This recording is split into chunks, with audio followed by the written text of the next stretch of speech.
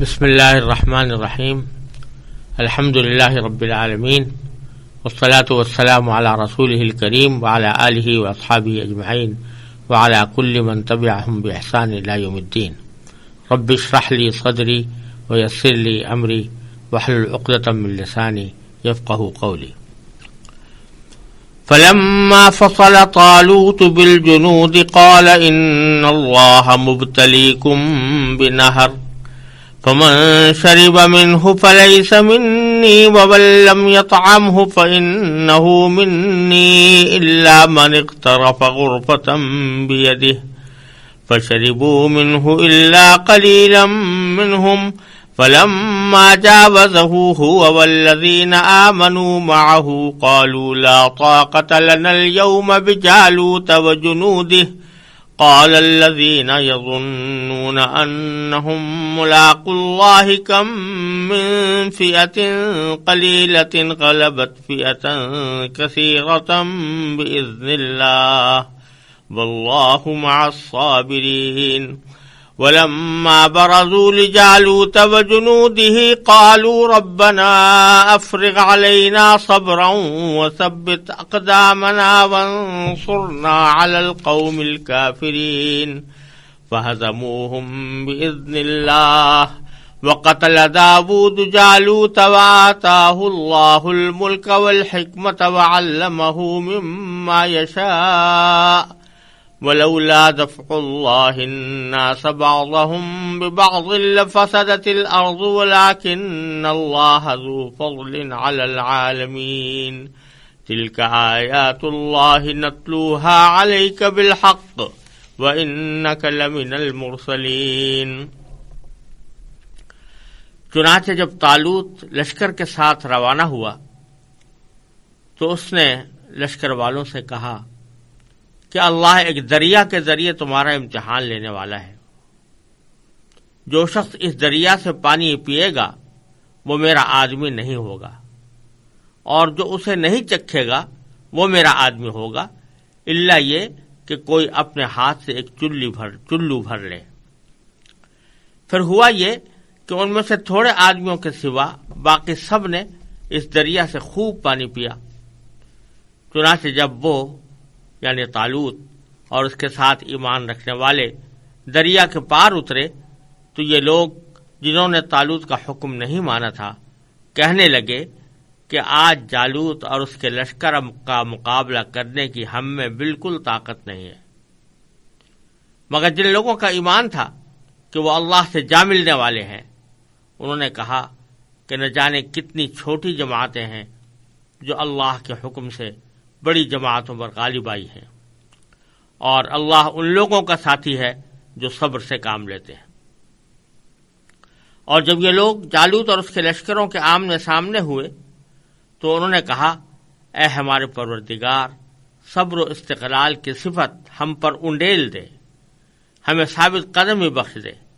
اور ہمیں اس کافر قوم کے مقابلے میں فتح و نصرت عطا فرما دے۔ چنانچہ انہوں نے اللہ کے حکم سے ان کو شکست دی، اور داؤد نے جالوت کو قتل کیا، اور اللہ نے اس کو سلطنت اور دانائی عطا کی، اور جو علم چاہا اس کو عطا فرمایا۔ اگر اللہ کا لوگوں کا ایک دوسرے کے ذریعے دفاع نہ کرے تو زمین میں فساد پھیل جائے، لیکن اللہ تمام جہانوں پر بڑا فضل فرمانے والا ہے۔ یہ اللہ کی آیات ہیں جو ہم آپ کے سامنے ٹھیک ٹھیک پڑھ کر سناتے ہیں، اور آپ بے شک ان پیغمبروں میں سے ہیں جو رسول بنا کر بھیجے گئے ہیں۔ ان آیات کریمہ میں اللہ تبارک و تعالی نے طالوت کے اس جہاد کا تذکرہ فرمایا ہے جو انہوں نے عمالقہ کے خلاف فلسطین کے اوپر قابض ہونے کے لیے، فلسطین کے اوپر سے عمالقہ کے ناجائز قبضے کو ہٹانے کے لیے جو جہاد کیا تھا، اس جہاد کی تفصیل اللہ تبارک و تعالیٰ نے ان آیات کریمہ میں بیان فرمائی ہے۔ پیچھے گزر چکا ہے کہ بنی اسرائیل نے خود حضرت سموئیل علیہ السلام سے یہ مطالبہ کیا تھا کہ کوئی بادشاہ ہمیں دیجیے جس کے جھنڈے تلے ہم جہاد کر سکیں۔ حضرت سموئیل علیہ السلام نے اسی وقت یہ اندیشہ ظاہر کیا تھا کہ پتہ نہیں تم لوگ جب بادشاہ آ جائے گا اور جہاد کا موقع آئے گا تو اپنے اس عہد پر قائم رہ سکو گے یا نہیں، اور اس وقت کہیں بزدلی تو نہیں دکھاؤ گے۔ چنانچہ ہوا یہ کہ جب روانگی ہوئی، طالوت جب روانہ ہوئے تو انہوں نے اس قوم کو آزمانے کے لیے، تاکہ جنگ کے اندر صرف وہی لوگ شامل ہوں جو صحیح معنی میں جہاد کے جذبے سے سرشار ہوں اور اللہ تبارک و تعالیٰ کے سامنے جوابدہی کا احساس رکھتے ہوں، اور اس میں یہ منافقین چاہے اعتقادی منافقین ہوں یا عملی منافقین ہوں وہ ہمارے لشکر میں موجود نہ رہیں۔ اس غرض سے انہوں نے ایک امتحان لیا، اور امتحان یہ لیا کہ جب ان سے کہا، لشکر والوں سے، سارے لشکر والوں سے کہا کہ ہم جب دریائے اردن کے پاس پہنچیں گے اور ہمیں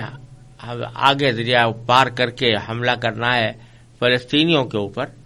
تو دریائے اردن کے پاس جب پہنچیں گے تو یہ تمہارے لیے ایک آزمائش ہوگی، اور میں یہ بتلانا چاہتا ہوں کہ اللہ تبارک و تعالیٰ کی طرف سے یہ آزمائش تمہاری مقرر کی گئی ہے کہ جب اس دریا کے پاس پہنچو تو تم میں سے کوئی شخص اس میں سے پانی نہ پیے، اللہ یہ کہ ایک آدھ چلو ہاتھ سے لے کر پی لے تو اس کی گنجائش ہے، لیکن باقاعدہ برتن میں بھر کر پانی پینے کی ممانعت ہے۔ جو لوگ اس ممانعت کی پابندی کریں گے اور اس دریا سے پانی نہیں پئیں گے وہ تو میرے لشکر میں شامل ہوں گے، اور جو لوگ کہ اس کی مخالفت کریں گے اس حکم کی اور پانی پی لیں گے تو اس کا مطلب یہ ہوگا کہ وہ میرے ساتھ چلنے کے اہل نہیں ہیں اور وہ میرے لشکر میں شامل نہیں ہوں گے۔ تو پہلے حصے میں تو اللہ تعالیٰ نے یہ ان کی آزمائش کا ذکر کیا ہے۔ فلما فصل طالوت بالجنود، فصل کے معنی ہے روانہ ہونا کسی جگہ سے، تو جب طالوت اپنے لشکروں کو لے کر روانہ ہوئے تو قال، انہوں نے کہا، یعنی اپنے لشکر کے لوگوں سے کہا کہ ان اللہ مبتلیکم بنہر، بے شک اللہ تمہیں آزمانا چاہتا ہے یا تمہیں آزمانے والا ہے ایک دریا کے ذریعے۔ اور یہ جو اللہ تعالیٰ کی طرف آزمائش کی نسبت کی ہے وہ بظاہر اس لیے ہے کہ یہ آزمائش حضرت سموئیل علیہ السلام کے ذریعے اللہ تبارک و تعالیٰ نے ہی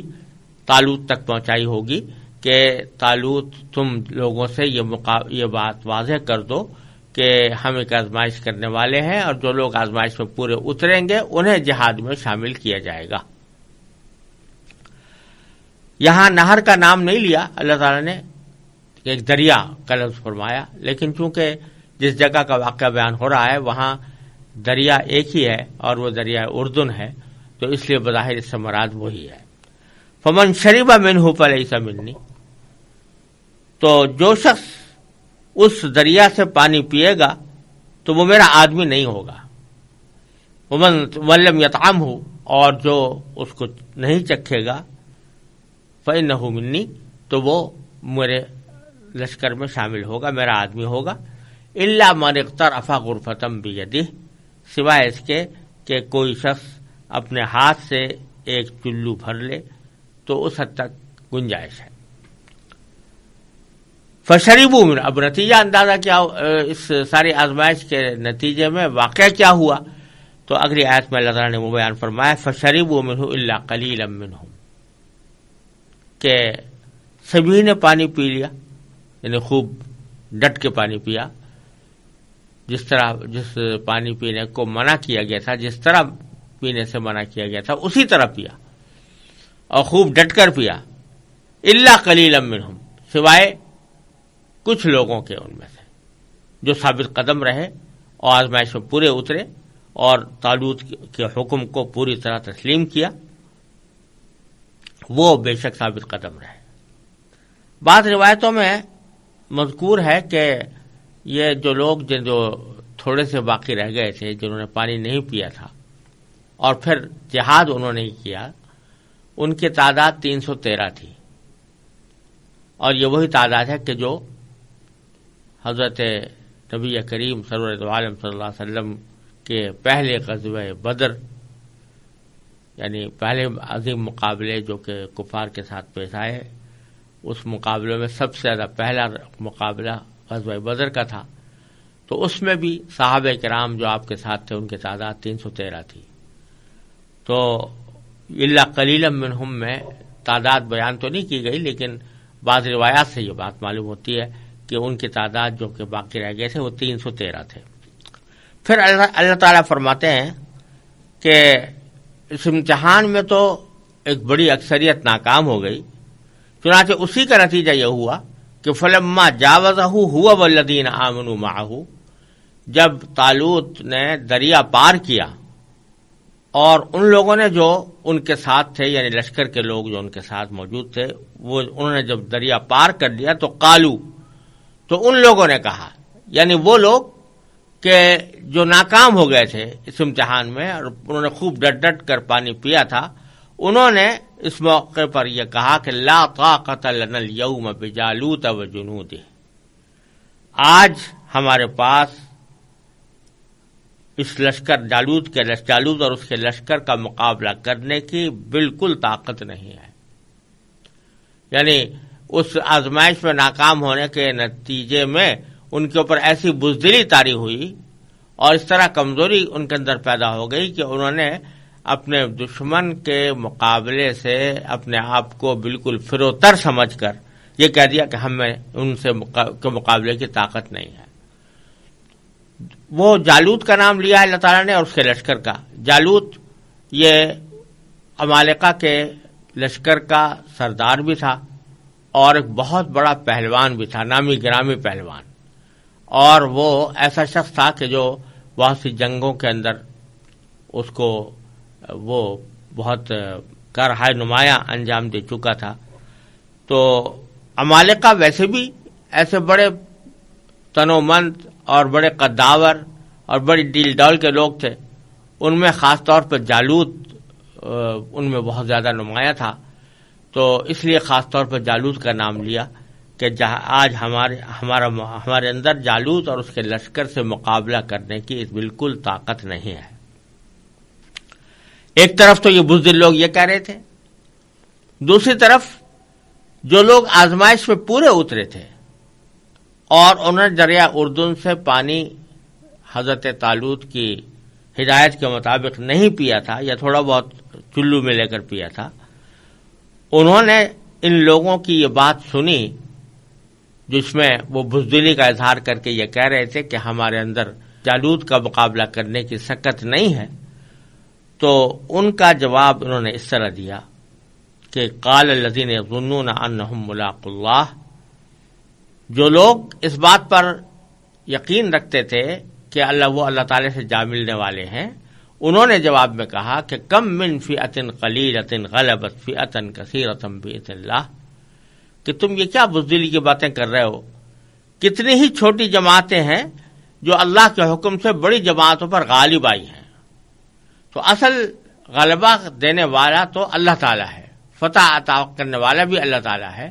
لہذا اگر ہماری تعداد تھوڑی بھی ہو اور دشمن کی تعداد بہت زیادہ ہو لیکن ہمیں اللہ تعالیٰ کی نصرت حاصل ہو تو ہم ضرور فتح یاب ہوں گے۔ اور ساتھ میں انہوں نے یہ بھی کہا کہ ان اللہ واللہ مع الصابرین، اللہ ان لوگوں کا ساتھی ہے جو صبر سے کام لیتے ہیں۔ صبر سے کام لینے کے معنی یہ کہ اگرچہ تمہارا دل گھبرا رہا ہے اور تمہارے دل میں بزدلی پیدا ہو رہی ہے، لیکن اللہ تبارک و تعالیٰ کے راستے میں جہاد کی وجہ سے اپنے آپ کو اس گھبراہٹ کا مقابلہ کر کے جہاد کی طرف بڑھاؤ، تو یہ صبر ہے۔ تو جو لوگ ایسے صبر کا کام کرتے ہیں اور صبر سے کام لیتے ہیں، اللہ تبارک و تعالیٰ ان کا ساتھی بن جاتا ہے اور پھر ان کو اللہ تعالیٰ کی مدد حاصل ہوتی ہے۔ یہ جملہ ان لوگوں نے کہا جن کے بارے میں قرآن کریم بتا الذین یظنون انہم ملاقو اللہ، جو یہ گمان رکھتے تھے یا یوں کہہ لیجئے کہ یقین رکھتے تھے کہ وہ اللہ سے جا ملنے والے ہیں۔ یہ یوں بھی کہا جا سکتا تھا کہ جو لوگ اس آزمائش میں کامیاب ہوئے تھے انہوں نے کہا، یہ بھی کہا جا سکتا تھا کہ جو سچے صحیح معنی میں مومن تھے انہوں نے کہا، لیکن خاص طور پر اللہ تعالیٰ نے ان کی اس صفت کا ذکر فرمایا کہ جو اس بات کا یقین رکھتے تھے کہ وہ اللہ سے جا ملنے والے ہیں۔ تو یہ اشارہ اس طرف ہے کہ جہاد کے اندر پامردی کے ساتھ اور ثابت قدمی کے ساتھ دشمن کا مقابلہ کرنا، چاہے وہ کتنا ہی طاقتور کیوں نہ ہو، یہ وہی کر سکتا ہے جس کو اس بات کا یقین ہو کہ وہ جب شہید ہوگا تو اللہ تبارک و تعالیٰ سے جا کر ملے گا اور اللہ تبارک و تعالیٰ اس کو اپنے انعامات سے نوازیں گے۔ اس واسطے خاص طور پر اللہ تعالیٰ نے ان کی اس صفت کا ذکر فرمایا کہ یہ وہ لوگ تھے جو اس بات کا گمان رکھتے تھے، اور گمان سے مراد یہاں پر حقیقت میں یقین ہی ہے کہ یقین رکھتے تھے کہ انہم ملاق اللہ، کہ وہ اللہ سے ملنے والے ہیں، اللہ سے جا ملنا۔ انہوں نے یہ کہا کہ چونکہ اللہ تعالیٰ سے ملنا ہی ہے، لہذا اگر چھوٹی جماعت ہو تو وہ بھی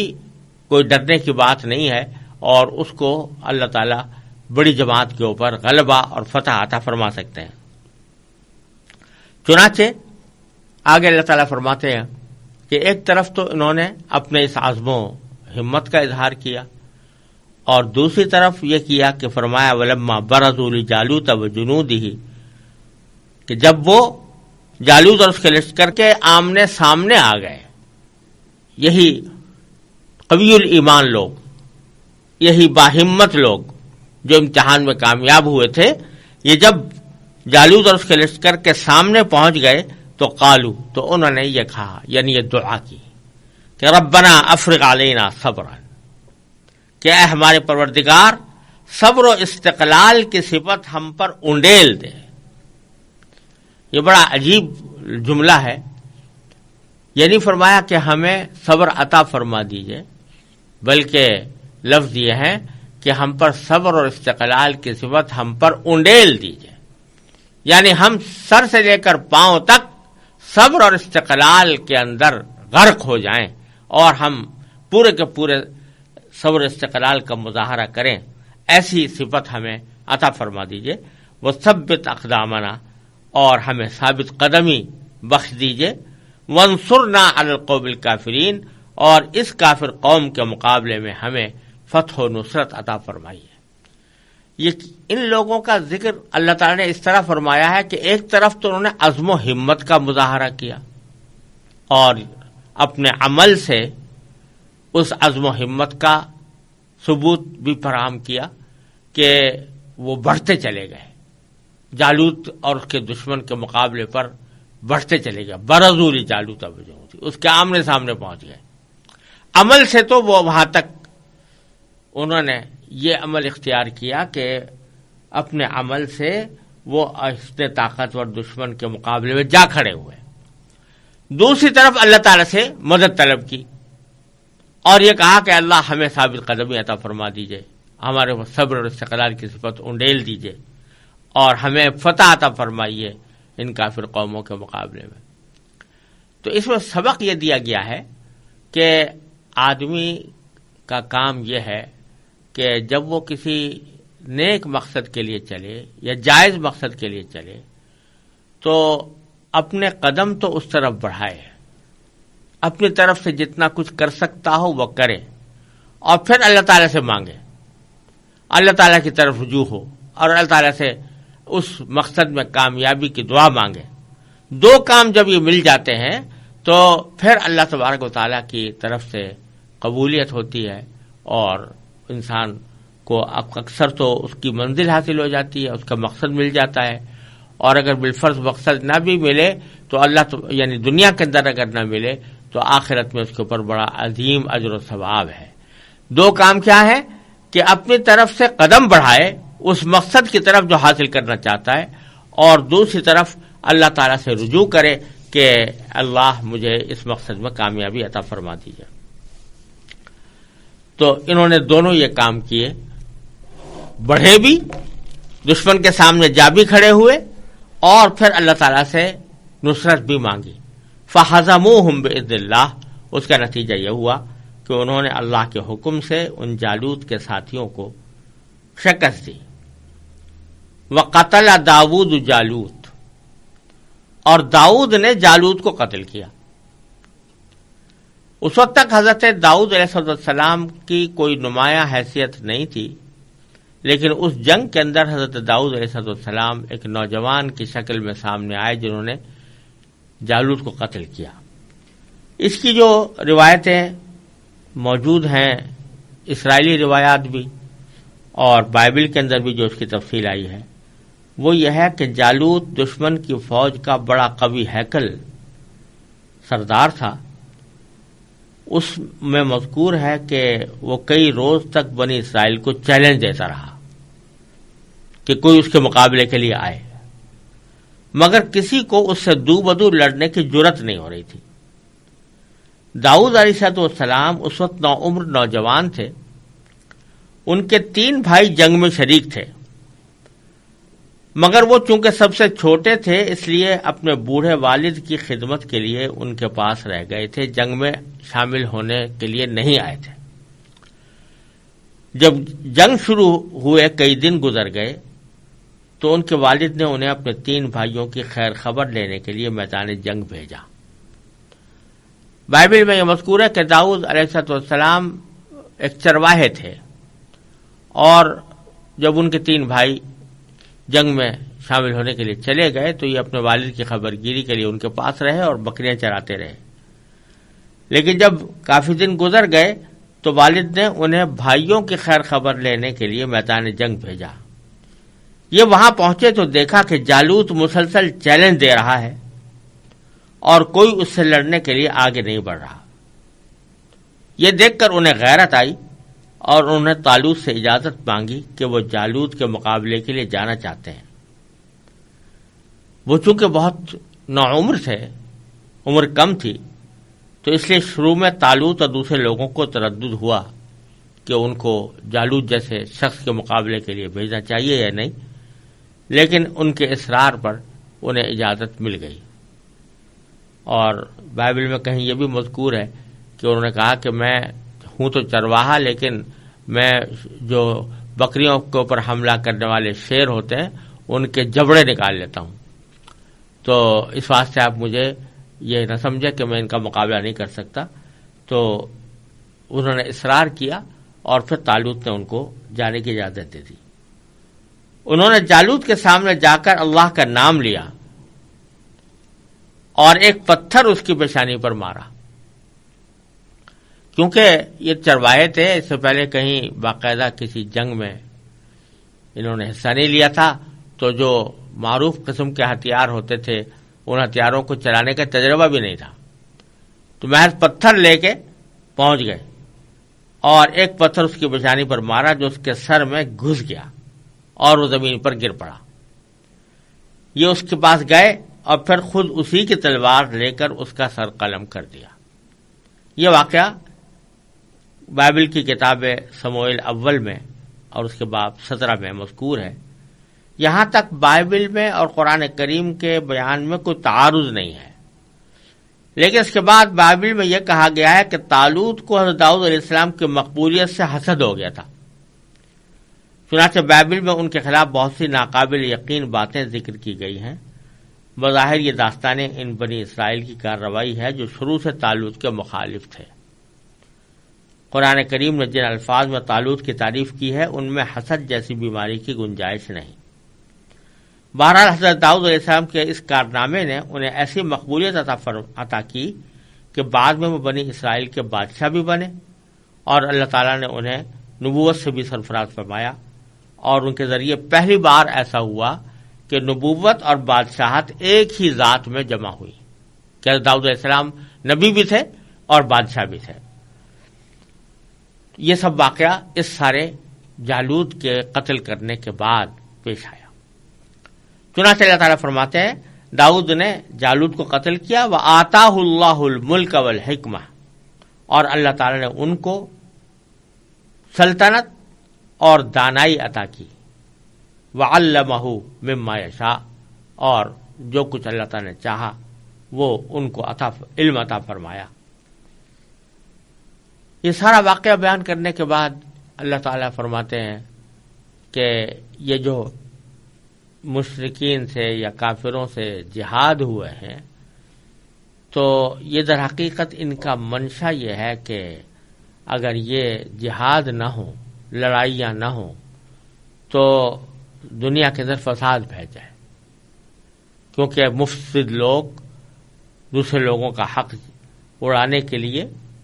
ان کے اوپر غالب آ جائیں اور پھر دنیا کے اندر عبادت کرنے والی بھی باقی نہ رہے۔ چنانچہ فرمایا ولولا دفع اللہ الناس بعضهم ببعض، اور اگر اللہ لوگوں کا ایک دوسرے کے ذریعے دفاع نہ کرے تو لفسدت الارض، تو زمین میں فساد پھیل جائے۔ ولیکن اللہ ذو فضل علی العالمین، لیکن اللہ تعالیٰ جو ہے وہ ان تمام جہانوں پر بڑے فضل فرمانے والے ہیں،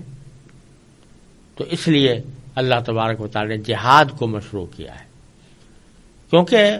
عام حالات میں تو بے شک امن و امان ہی بہتر ہے، لیکن اگر دنیا میں یا دنیا کے کسی حصے میں ایسے ظالم لوگ مسلط ہو جائیں جو دوسروں کے اوپر ظلم ڈھائیں، دوسروں کا حق اڑائیں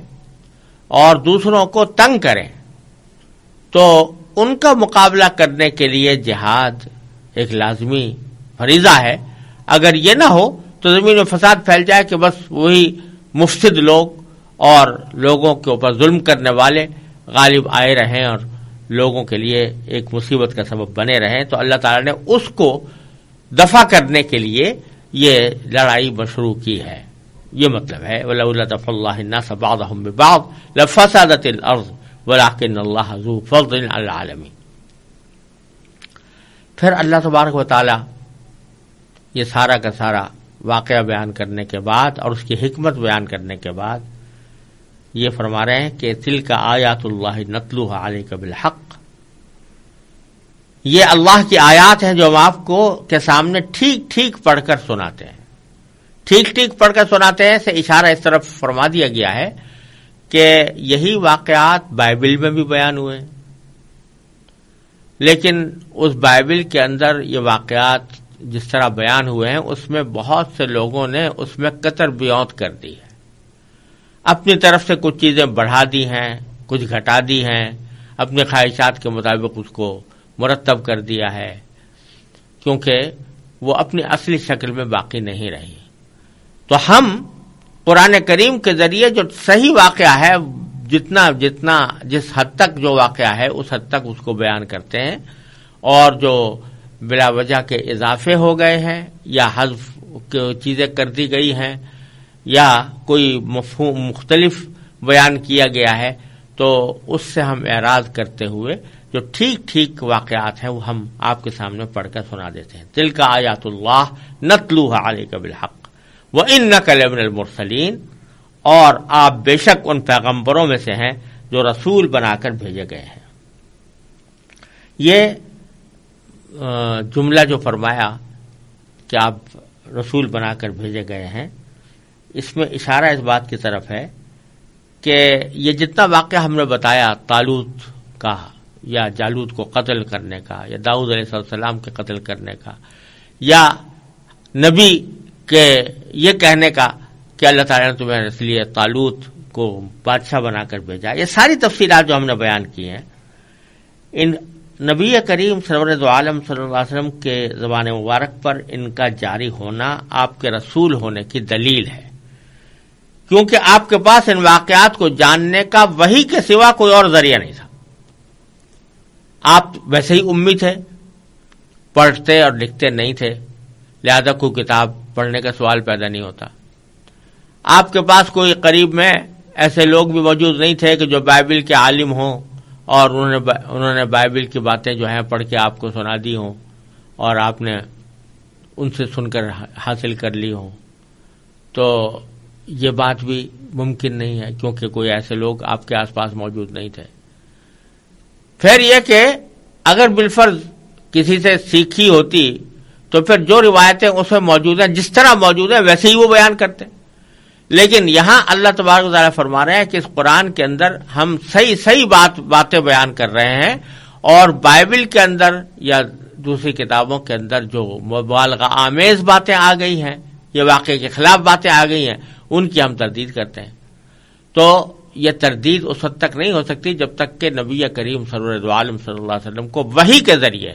اس سے باخبر نہ کیا گیا ہو. لہذا ان واقعات کا آپ کا ان واقعات کو بیان فرمانا بذات خود اس بات کی دلیل ہے کہ رسول اللہ صلی اللہ علیہ وسلم اللہ کے سچے پیغمبر ہیں اور آپ کو صحیح معنی میں اللہ تعالی نے رسول بنا کر بھیجا ہے. یہ معنی وَإِنَّكَ لَمِنَ الْمُرْسَلِينَ، اور آپ بے شک ان پیغمبروں میں سے ہیں جو رسول بنا کر بھیجے گئے.